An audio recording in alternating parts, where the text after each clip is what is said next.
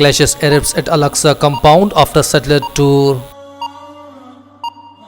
Israel launches attacks in Syria, 3 killed.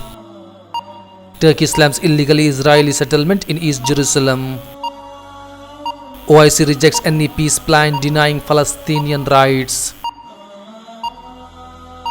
Sudan annoy on short leave, Qatar. Sudanese forces surrounds Khartoum city area. Libya sees renewed clashes after week-long hatches. Gambia's intention to take Myanmar to ICJ hailed. Attack on Muslim cemetery shows rising Islamophobia. Taliban call on US to be a sincere partner in talks. Turkey and Pakistan discuss counter-terrorism efforts. US move to end trade preferences, unfortunate. India.